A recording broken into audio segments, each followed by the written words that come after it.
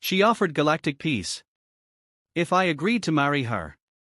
Rex Harryhagen had survived orbital strikes, plasma storms, a malfunctioning espresso machine aboard the USS Hammerfist, and once an awkward dinner with a four-tentacled ambassador who insisted on hand-holding as a diplomatic gesture. None of those prepared him for the moment the alien queen stood, pointed at him across the peace table, and said with regal clarity, "I will sign the treaty only if that human marries me." Silence thudded into the room like a punch from a drunken mech suit. Rex looked around to confirm she wasn't pointing at someone behind him. No, just him and a table of brass-jacketed diplomats now blinking like malfunctioning androids. "Me," he said helpfully. "Yes," the Queen replied. "You, Commander Rex Harrion, human, decorated soldier, mediocre poetry skills but aesthetically acceptable." Someone somewhere dropped a pen. It echoed like judgment. Rex opened his mouth, closed it, opened it again, no words, just pure steaming brain static. "Is this like an Theron joke?" he asked finally, because Earth humor is more about fart noises and talking raccoons with guns. The Queen did not blink. Her long ears twitched slightly. Her expression was as serious as a heart attack during a game of zero-gravity Twister. "I do not joke," she said. "I decree." Ambassador Fallon, the human diplomat who'd been trying to guide these peace talks with the grace of a limping goose, leaned forward. His mustache looked stressed. "Your Majesty, perhaps there's been a mistranslation. We are here to sign a treaty. We assumed a diplomatic agreement, not nuptials." "The treaty requires binding," she said. "Binding requires union. Union requires trust. Trust, in this case, will be symbolized by marriage to him." Rex stood, his chair screeching. I'm just a soldier. I shoot things. Occasionally I get medals. I once punched a warbot in the groin. I'm not exactly groom material." The Queen tilted her head. "Exactly. You are unpolished, wild, unpredictable, like a lava serpent in heat. Which is exactly what I need." Rex blinked slowly. "I'm sorry, did you just compare me to a horny lava snake?" Flatteringly, General Oakage muttered. "Just say yes, Harrion.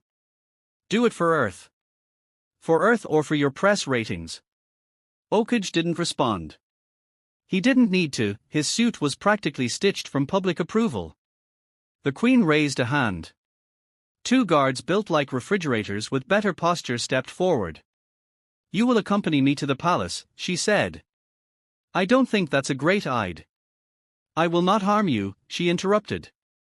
"Unless you insult my cooking. Then I make no promises." Rex looked at the humans in the room. No one was stopping this. Some were filming. One diplomat was weeping, possibly from joy, possibly from confusion. The Queen waited, stone still, eyes unreadable. He sighed. "Fine. But I want it on record I am not wearing a tiara." She smiled. "Tiara is optional." 3 hours later, Rex was standing in the royal transport of Netherin, which resembled a giant crystal swan and smelled faintly of cinnamon and terra. He was surrounded by alien attendants, most of whom looked like they had eaten tougher men for breakfast. One handed him a beverage that glowed. He declined. Queen Thalzer entered the cabin. Gone was the war regalia, she now wore flowing silks, her ears adorned with metallic cuffs that clicked softly when she moved. "Do you always abduct your grooms?" Rex asked, "or is this just for intergalactic flavor?" She took a seat across from him. "I offered choice." "Did you?" "Technically yes, spiritually no." The transport shot into warp and his stomach threatened to resign. He gripped the armrest. "So, Your Majesty, or whatever I should call you, Queen Earbrows, what's the real deal here? Because I'm not buying that this is just a romantic impulse." Her eyes narrowed. "I am Netherin. We do not impulse." "Sure, and I'm a well-adjusted adult." They stared at each other. "Look," Rex said, "I've been through hell in this war. I've buried friends. I've eaten rations that screamed. I'm not in the mood to be part of some alien soap opera unless you give me a little something to go on. Why me? Falzer considered, then spoke. Because you interest me. Because your name came up in an ancient archive. Because you once saved a Netheran scout from an Earth ambush even when you didn't have to. Rex frowned. That was years ago. I didn't even know she was Netheran. She remembered silence. The Queen looked out the window at streaks of stars.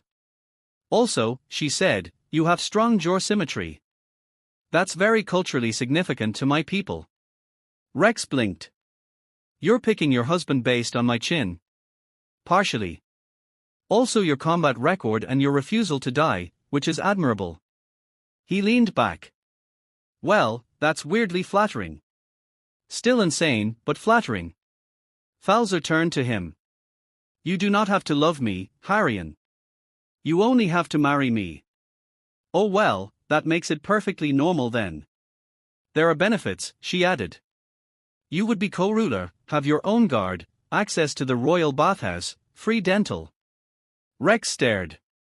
Wait, royal dental. Like, lifetime cleanings. She smiled. Even for molars. Damn, that's tempting. The Queen rose. Think on it.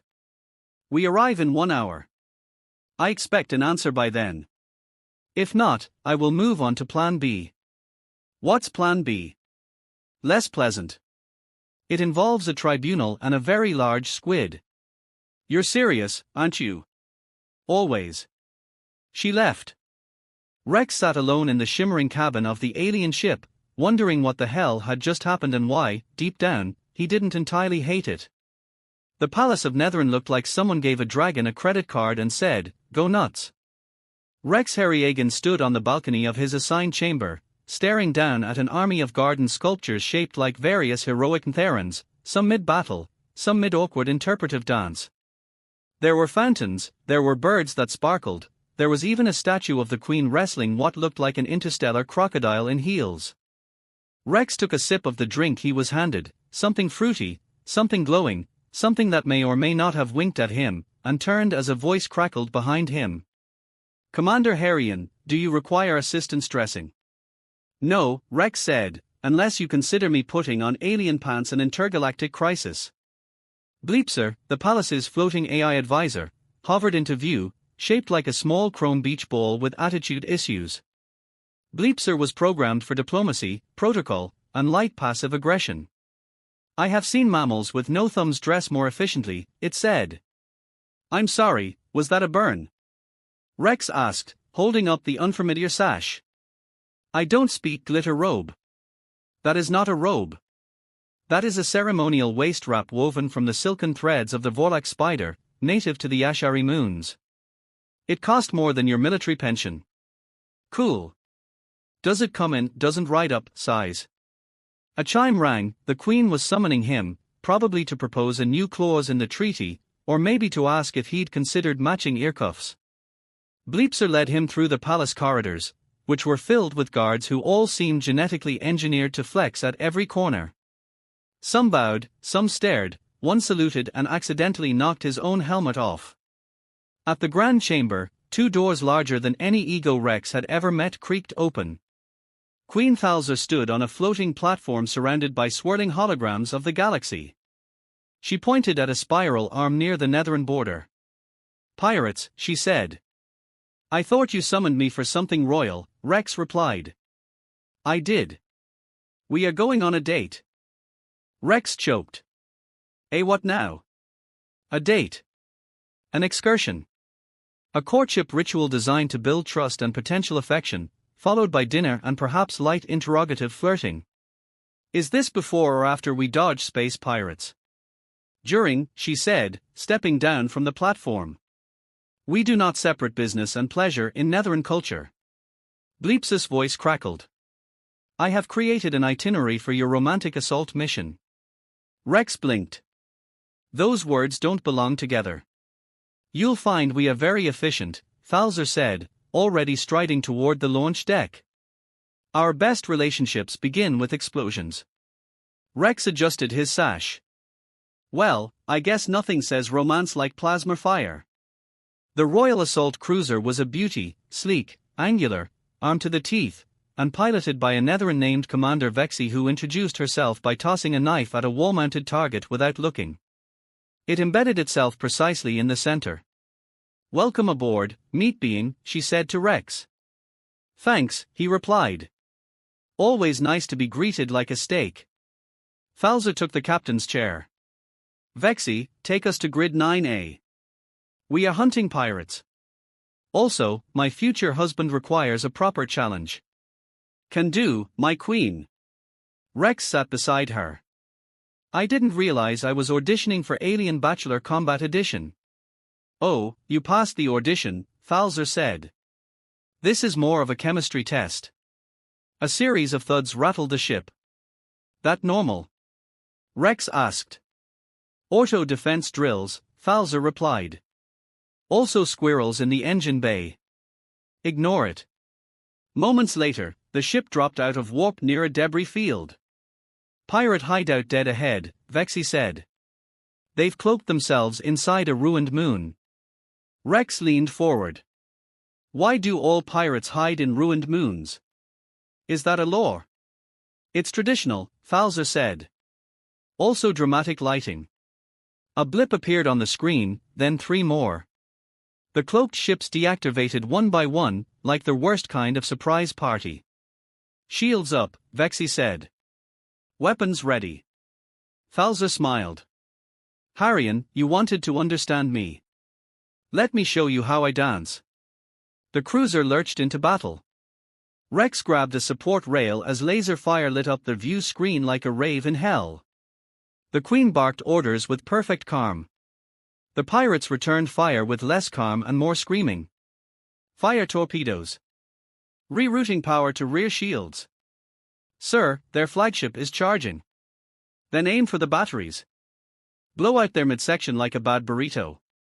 Rex watched her, or mixing with adrenaline. She wasn't just a ruler, she was a tactician. Elegant, ruthless, terrifying. Then, just as one pirate vessel exploded in a cascade of purple flame, she turned to him and said, "Would you like to choose the restaurant for dinner, or shall I surprise you?" Rex blinked. "We have fiber. It's fermented, spicy, and occasionally bites back. I love that for us." The last pirate ship exploded. The battlefield fell silent. "Victory," Falza said. "Date complete." You do realize on Earth, dates usually involve movie tickets and shared appetizers. "How quaint," she said. "You may select the film next time. Preferably one with explosions." The Queen stood, brushing off dust that didn't exist. "Do you see now why I chose you?" "I see you're absolutely out of your mind," Rex said, panting slightly, "but I'm starting to get the appeal." She smiled, her ears twitched slightly. "Good. Then next we do brunch and possibly interrogate a traitor." "Do I get to pick the eggs?" "Of course. Unless they scream too much." Rex leaned back in his chair and muttered, "Yep, this is absolutely the weirdest courtship I've ever been part of." Bleepser buzzed overhead. "You're still alive. That's promising. I'm starting to think I might even enjoy this insanity," Rex said. "We all cope differently," the AI replied. Rex Harryhagen woke up to the sound of orchestral war horns and what could only be described as aggressive breakfast smells. A door somewhere nearby whooshed open with ceremonial flair, and in marched a servant carrying a tray with exactly one pancake shaped like a miniature Netheran warship. "Complimentary breakfast for the consort presumptive," the servant said, bowing so deeply it looked medically unsafe. "It contains the customary fiber, protein, and a mild truth serum by request of Her Majesty." Why would she dose me with a truth serum for breakfast? The servant didn't blink. "To ensure honesty during brunch conversation." "That's not brunch, that's an interrogation with waffles." The servant placed the tray carefully and left without further explanation. Rex stared at the pancake. It stared back menacingly, or maybe that was just the syrup ice someone had added. Either way, he ignored it and got dressed, this time managing to wrap the ceremonial sash without looking like a drunk mummy. Moments later, Bleepser floated in, displaying its usual smug lead pattern. You are scheduled for an audience with the Royal Council in 10 minutes. Do I get a break? A nap? A strongly worded letter to Earth Command. Negative. The Council wishes to assess your viability as consort. What does that mean? Are they going to sniff me or something? Not unless you fail their verbal segment. Rex groaned, rubbing his face. Why is nothing simple here? You are marrying a warrior queen in an alien empire built on honor, deception, and highly inconvenient pageantry.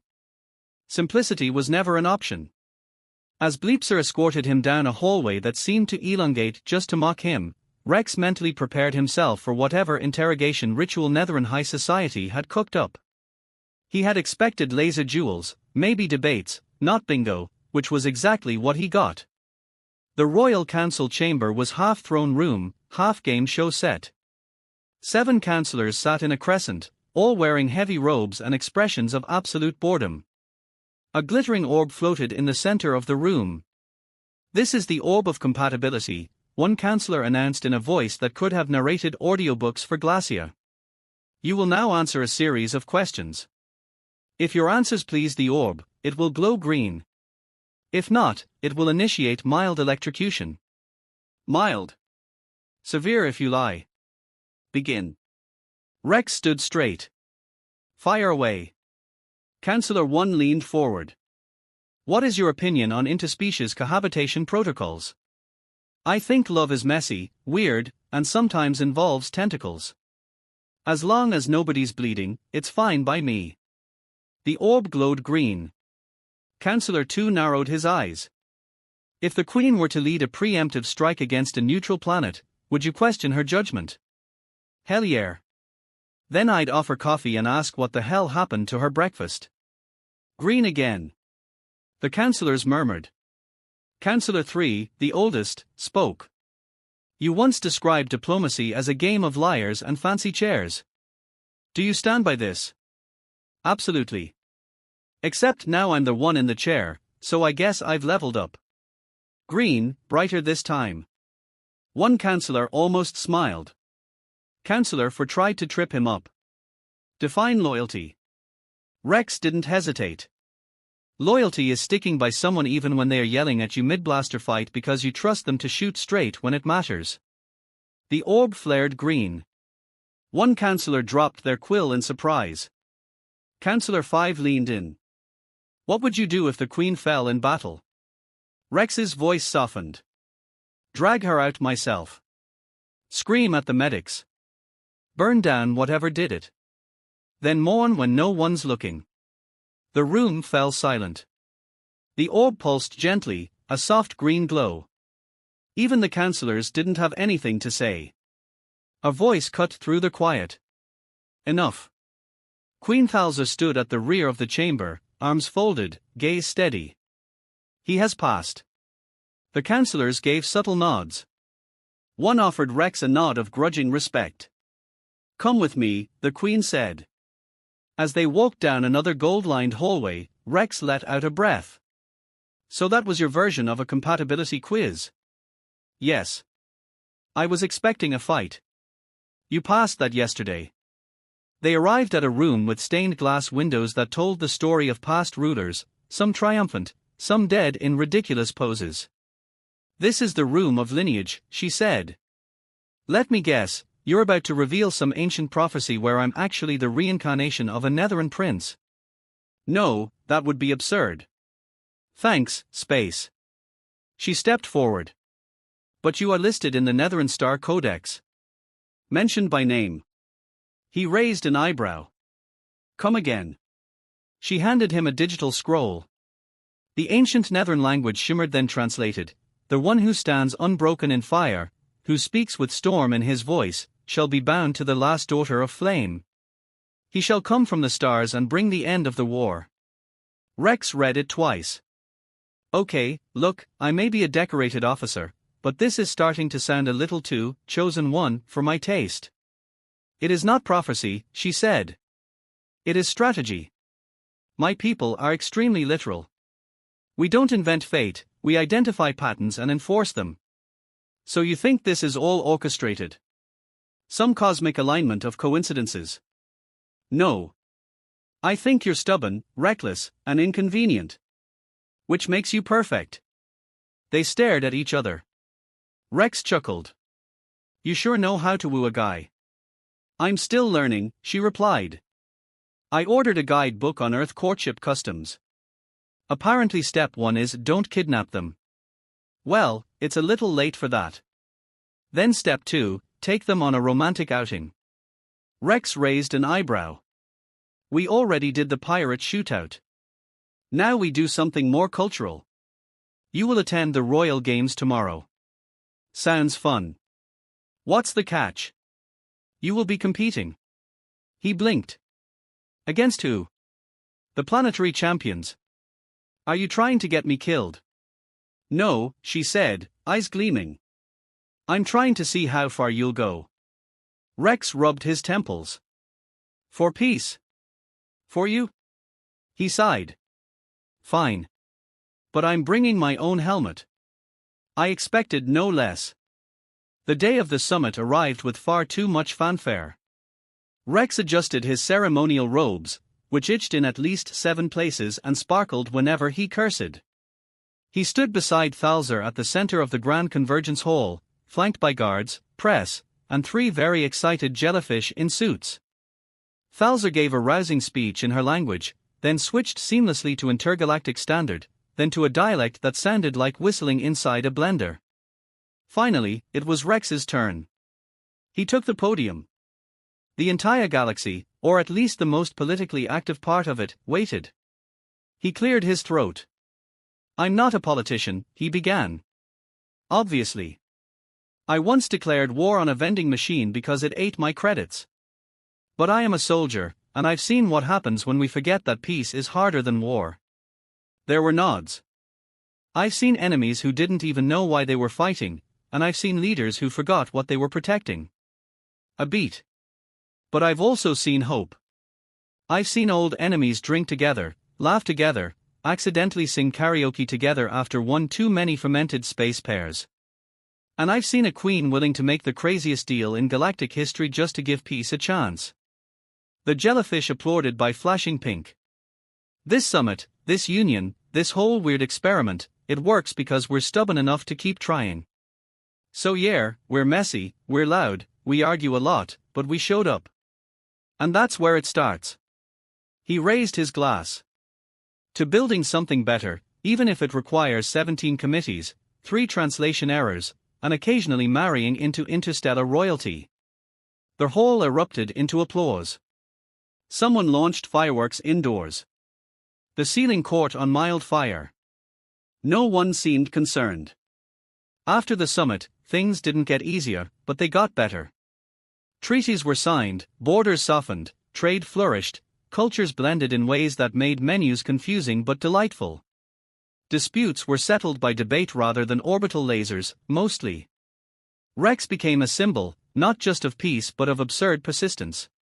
He hosted diplomacy training with sock puppets, taught war veterans to cook, and accidentally became a beloved children's cartoon character. Bleepser got its own show, ratings were astronomical.